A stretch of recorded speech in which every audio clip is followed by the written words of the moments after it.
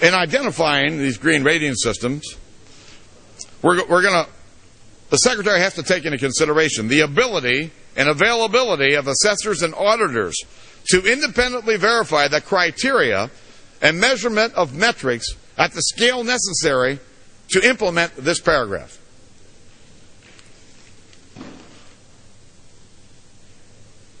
She also has to improve indoor and outdoor environmental quality through enhanced indoor and outdoor air quality, thermal comfort, acoustics, outdoor noise pollution, daylighting, pollutant source control, sustainable landscaping, the use of building system controls, and low or no emission materials, and such other criteria as determined by the Secretary.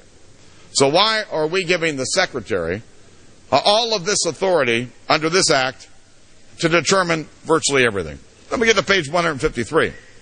The Secretary may, by regulation, adopt, apply, for purposes of this paragraph, future amendments and supplements to, and additions of, the National Green Communities Criteria Checklist, any standard or standards that the Secretary has determined to be substantially equivalent to such checklist, and the green building rating systems.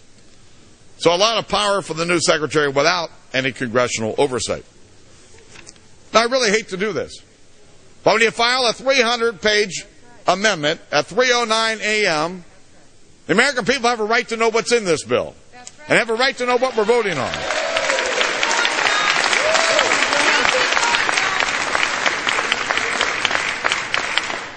Let me get to the bottom of that we've got in front of us. On page 92, we want to make sure that the structure have appropriate electrical outlets within the facility and capacity to recharge a standard electric passenger vehicle, including an electric hybrid vehicle where such vehicle would normally be parked. Now, we're not just going to take the California standard and impose it on every community in America. Oh, no. Now, we're going to tell you where the electric outlets are going to be and how big they have to be to charge a hybrid vehicle. I just don't understand whether this would apply to nursing homes where there are no cars.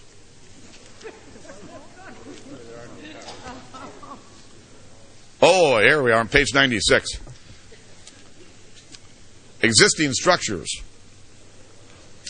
For existing structures, a reduction in energy consumption from the previous level of consumption for the structure as determined in accordance with energy audits performed both before and after any rehabilitation or improvements undertaken to reduce such consumption that exceeds the reduction necessary for compliance with the energy efficiency standards under subsection A, then in effect and applicable to existing structures. So, not only are we going to tell every community in America what the building codes are going to be, what the efficiency standards are going to be, but if you make changes to your house, you have to have another study done to show how much increase in energy efficiency was gained. That'll help sell a lot of new houses and a lot of old ones. All right, on page 97. For manufactured housing, Energy Star rating with respect to fixtures, appliances, and equipment in such housing, such as standard or successor standard, is in effect for purposes of this section. Please, is there anything that we're not regulating in this bill? How about page 105?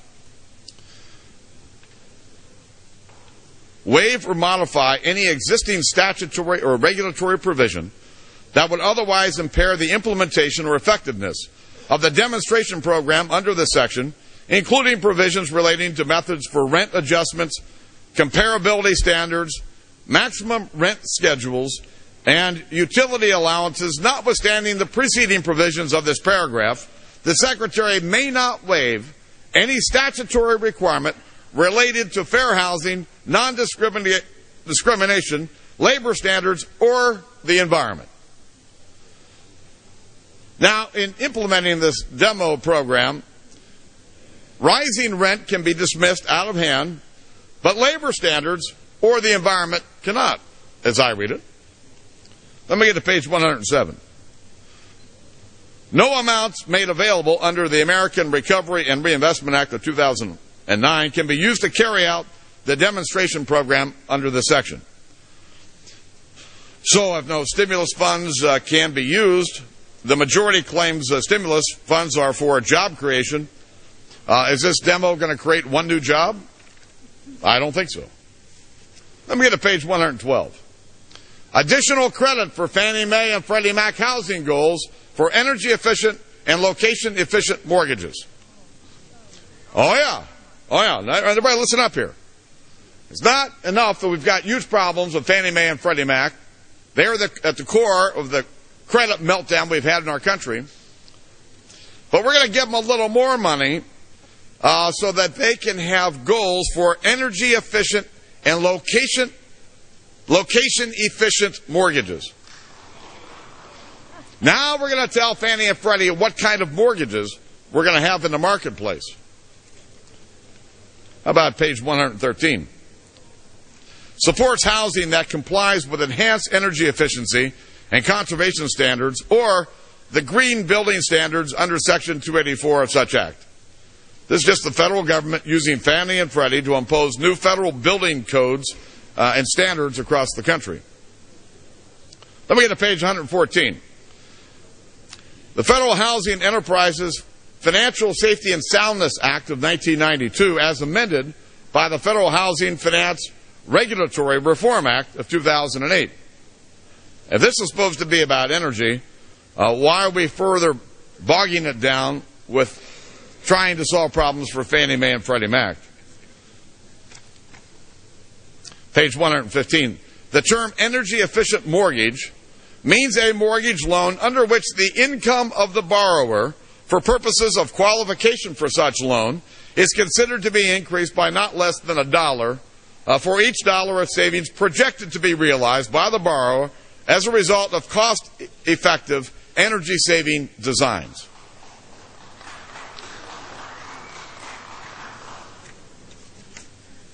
I'm sure that'll create a lot of jobs.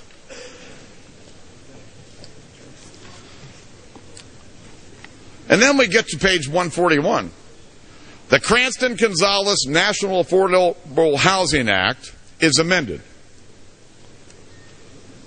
Why are we amending the Cranston-Gonzalez National Affordable Housing Act?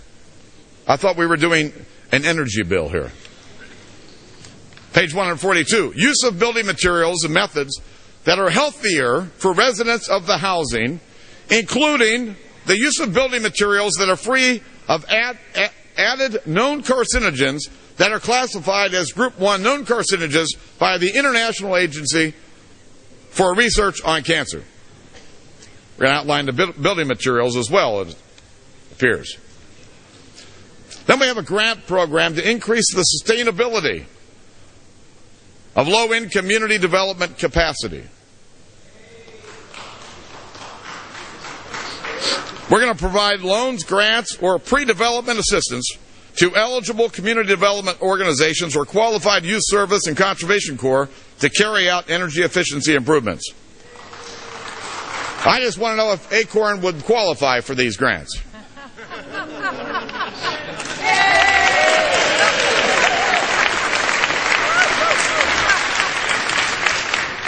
And then on page 146, we have another authorization here.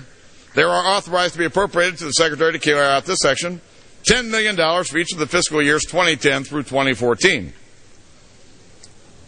Just so all the members know, we have spent all the year's income by April the 16th.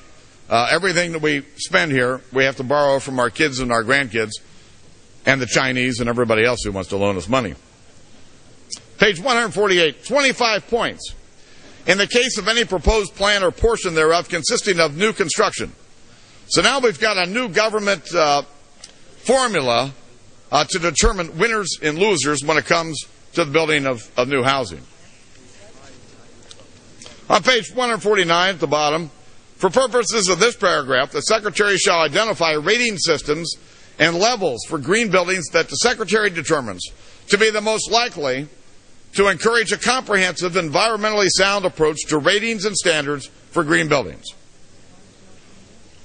So the government's going to decide what's green, not the American people.